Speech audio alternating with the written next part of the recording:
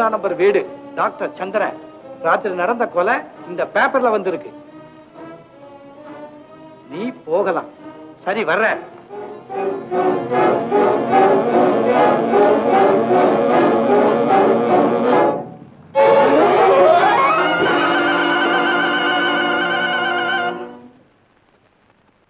கொலை கொலை, நள்ளிரவில் பயங்கர கொலை. சுடப்பட்ட பிணம் மாயமாய் மறைந்தது. போலீசார் வலை வீசுகின்றனர். கொலையாளியை பிடிக்க டாக்டர் சந்திரன் தீவிரம். உனக்கு ஏன்பா இந்த வேலை? ஊசி போடுற வேலையை விட்டுட்டு இந்த வேலைக்கு ஆரம்பிச்சுட்டு? என்னங்க அது? யாரோ ஒருத்தனை கொலை பண்ணிட்டாங்களாம். அது போலீஸ் தான் தேடிக்கிட்டு இருக்கு. இந்த தர்ம வைத்தியசாலை வச்சிருக்கானே டாக்டர் சந்திரன், இவனும் போய் கண்டுபிடிக்கிறதுக்கு தேடுறாங்க. நல்லதுதானே? இன்னும் நல்லதுதானே, சுடுவா நடக்கிற விஷயமா அது. அது எப்படியோ போட்டோம். உங்க தம்பி விஷயமா என்ன முடிவு செய்வீங்க? செத்துட்டானே. என்னங்க, கொலை செய்துட்டீங்களா? என்ன பொறுத்த அளவுக்கு அவன் செத்த மாதிரி தான். அவன் எந்த கழுதியை வேணாலும் இழுத்துட்டு போய் தொலையட்டும். அப்பா, இப்பவே போய் இந்த விஷயத்தை அவன்கிட்ட சொல்றேன்.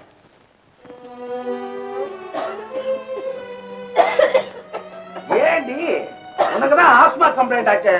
சும்மா பாடிப்படி ஏறது இறங்குறது இதே வேலை. தம்பி, தம்பி, தம்பி, எங்க போயிட்ட காணுமே? தம்பி,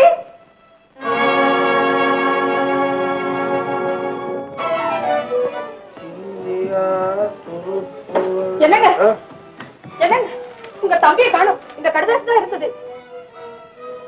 என்னங்க பார்த்து சும்மா இருக்குங்க, சீக்கிரம் படிக்கல. அன்புள்ள அண்ணன் அவர்களுக்கு தம்பி பாலு எழுதி கொண்டது. என் காதலி காந்திமதிக்கு நான் துரோகம் செய்ய முடியாது. எங்கள் காதல் தெய்வீக காதல். நான் அவளையே மணந்து கொள்ள முடிவு செய்து விட்டேன். உங்கள் கௌரவத்திற்கு குறுக்கே நாங்கள் நிற்கவில்லை. விடுவதற்கு முன் நாங்கள் கண்காணாத தேசத்திற்கு போய்விடுவோம். அம்மா இறக்கும் பொழுது எங்கள் பங்குக்கு கொடுத்த தங்க நகைகளையும் எடுத்து செல்லுகிறேன். போன என்ன புது பொண்டாட்டில பூரா நகை போட்டு ரசிக்கிறதுக்கு போறான் போல் இருக்கு. இருக்கட்டுமே, அவனுக்கு சேர வேண்டியதுதானே. நீங்களும் சரின்னுட்டீங்க. என்னங்க, தம்பியை உடனே புறப்பட்டு வர சொல்லி பத்திரிகையில விளம்பரம் கொடுங்க. பாடி வந்து சேர்றான் கடைசியில. அது எப்படி? எப்படின்னா பின்ன எப்படி? வீட்டுல இருக்க நகைகளை எடுத்துக்கிட்டு பொம்பளைங்களை கூட்டிக்கிட்டு போற பசங்க கதை தெரியாத. போன உடனே பெரிய ஹோட்டலா பார்த்து டபுள்ஸ் ரூம் எடுப்பான். பாதி பணம் தீர்ந்துடும். அப்புறம் சிங்கிள்ஸ் ரூம் எடுப்பான். இருக்கிற பணமும் தீர்ந்துடும். அப்புறம் பிளாட்பாரத்துக்கு வருமா, சங்கரா சிவ சங்கரா சிவன் பாடிக்கிட்டு கடைசியில வந்து அண்ணா அடியேன் தம்பி செய்ததை அருள் கூர்ந்து பொறுத்தருள வேண்டும் அப்படின்னு டயலாக் பேசுவான். எனக்கு தெரியாதா? ஆமா, நம்ம பொண்ணு பிக்னிக்கு போச்சா? வந்துச்சா? நானே தான் கட்டிக்கிட்டேன். இல்ல, நேற்று இப்படித்தான் உட்கார்ந்துகிட்டே இருந்து அப்படியே தூங்கி விழுந்து தலையில பெரிய அடியப்பா. அதுக்காக முன்ஜாக்கிரதையா கட்டிக்கிட்டே தூங்குறேன். நல்ல ஆடி ஆடி. அப்புறம் ஊஞ்சல் ஆடணும்னு ஆசை வந்தா கழுத்துல சுருக்கு போட்டுக்கிட்டு ஆடுவிய. இப்படி கட்டிக்கிட்டு தூங்குறத விட பண போட்டி இருக்கு பாரு, அதை கட்டிக்கிட்டு தூங்க பாதுகாப்பா இருக்கும். என்னப்பா பண்ண சொல்ற? எல்லாத்துக்குமே நான் தான் ஓட வேண்டியிருக்கு. நம்பிக்கையா ஒரு ஆளையும் வைக்க முடியல. நல்ல ஆளா பார்த்து வச்சுக்கணும். நல்ல ஆள் கிடைக்கலையே. கிடைக்கல. நீதான் பியூன் வேலையும் பாத்துக்கிற, பெல் அடிக்கிற வேலையும் பாத்துக்கிற, முதலாளியாவும் இருந்துக்கிற, கேஷியராவும் இருந்துக்கிற.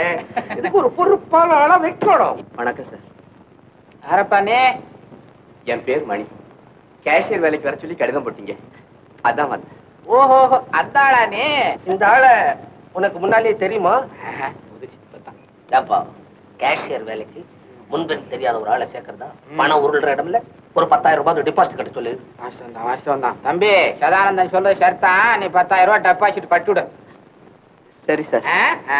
ஆமா, எங்க தங்கி இருக்கிற? ஊர்ல இருந்து நேரா இங்கதான் வர்றேன். உங்க மூலியமா ஏதாவது வீடு கிடைச்சா அதுக்கு நான் தங்கிக்கிறேன். ஏன் மூலியமாவா? ஆமா சதானந்தா, உனக்கு தான் தெருவுக்கு 7 வீடு கட்டி வச்சிருக்கிறிய, உன்னை கூட எல்லாம் ஹவுஸ்ஃபுல்லு. ஒவ்வொரு வீட்லயும் 10 பேர் 20 பேர் இருக்கிறோம். ராத்திரில ஊடு தெரியாம அவன் உள்ள போந்து சமயக்கட்டுல போய் திங்குறானுங்கன்னு ஒரே கம்ப்ளைண்ட். சீக்கிரமா கவனிக்கணும்பா, தகராறான விஷயம். அப்போ இந்த பாக்குத்தோப்பு விஷயமா நீ சாயந்தரமா கவனிச்சிடணும். இன்னைக்கு முடியாத. நம்ம ஆலம்பட்டி ராமச்சந்திரன் 15,000 ரூபாய் அர்ஜென்ட்டா வேணும்னு கேட்டான். அதை எடுத்துக்கிட்டு பஸ்ல புறப்படுறேன். என் கார்ல வா, எடுத்து போய் விட்டுட்டு வரேன். எனக்கு ஏன்பா வீணா சிரமம், நீ வீட்டுக்கு போ. சரி சரி கந்தசாமி, புறப்பட்டு நேரமாயி போச்சு. நான் டிபாசிட் பண்ண கேட்க சொன்னேன்னு வித்தியாசமா நினைச்சுக்காத. நான் கொஞ்சம் கரெக்டான வாழ். அப்பா நீ டெபாசிட்ட கட்டிட்டு நாளைக்கு வந்து வேலைக்கு சேர்ந்துக்கோ. சரி சார். போய்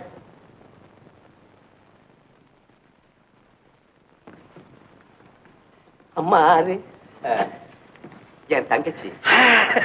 தங்கச்சி இருக்குன்னா ஒரு வார்த்தை உள்ள சொல்லலையப்பா. ஆமா, எல்லாத்தையும் அவன்கிட்ட சொல்லிக்கிட்டு இருப்பாங்க. உன் தங்கச்சியா கூட பிறந்ததா? இல்ல, எனக்கு 4 வருஷம் பிந்தி பிறந்தது. கொஞ்சம் லேட்டா பிறந்திருக்கா. ஆயிடுச்சா? இன்னும் ஆகுது. சொந்தத்திலே மாப்பிள்ளை இருக்கா போல இருக்கு. இல்ல, அது எங்க இஷ்டப்படுதோ அங்க கட்டி கொடுத்துடலான்னு இருக்கேன். அப்படிதான் செய்யணும்.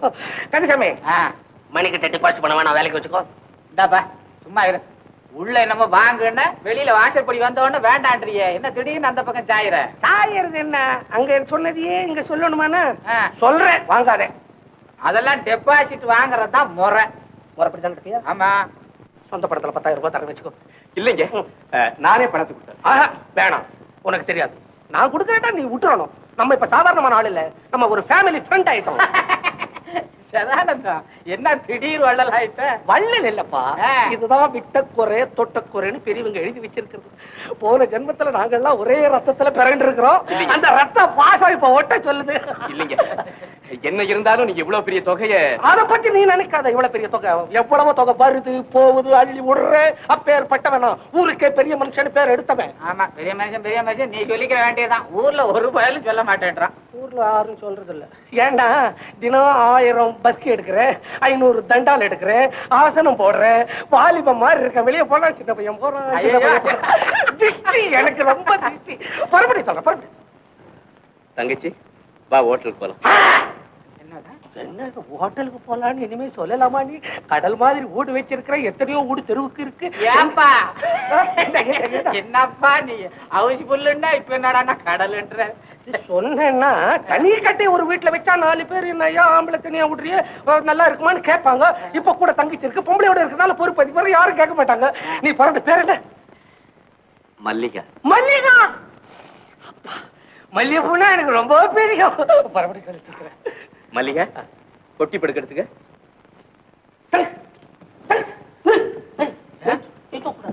நான் இருக்க எதுக்கு இருக்கேன் இந்த ஜென்மதான். சதானந்தன் சதானந்தன் சும்மா கூப்பிடாத. நான் வீட்டுல அழைச்சு போய் குடும்பத்தை செட்டப் பண்ணணும், பேசாம இரு. அட பாவி, என்ன போட்டர் ஆயிட்டானே. சதானந்தா, ஓ ஆலம்பட்டி விஷயத்தை மறந்துடாத போ. ஒரு விஷயத்தையும் மறக்க மாட்டேன்னா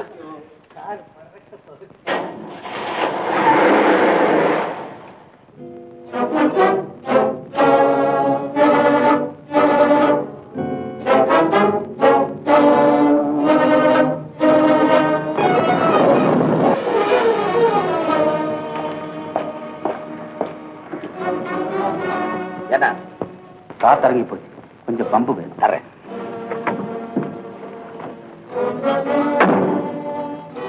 காத்தாடு எங்க வச்சிருக்கிற? ஆறு எங்க பாக்க?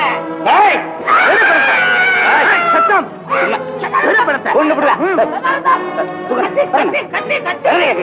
ஐயோ ஐயோ ஐயோ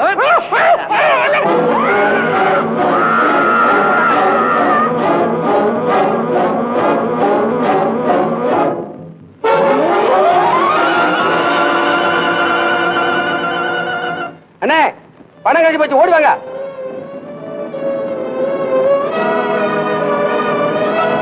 கார்ல யாரும் வராங்க, சீக்கிரமா வாங்க.